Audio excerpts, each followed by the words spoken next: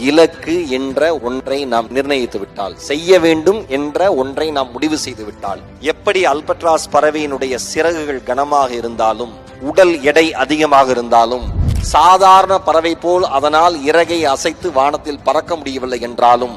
காற்றினுடைய விசைக்கு தகுந்த மாதிரி, தன்னுடைய உடல் சூழலுக்கு தகுந்த மாதிரி, தன்னுடைய உடல் எடைக்கு தகுந்த மாதிரி, மலையினுடைய உச்சிக்கு சென்று காற்றினுடைய வேகத்திற்கு தகுந்த மாதிரி ஒரு கிளைடர் மாதிரி தன்னுடைய சிறகை விரித்து இறகை விரித்து அப்படியே டேக் ஆஃப் ஆகுதோ, அதே மாதிரி பிசினஸ்ல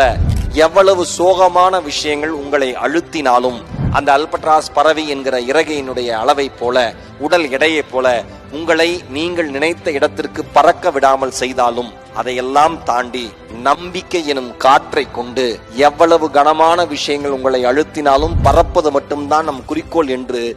எந்த பிசினஸ் பீப்புள் பறக்க துவங்குகிறீர்களோ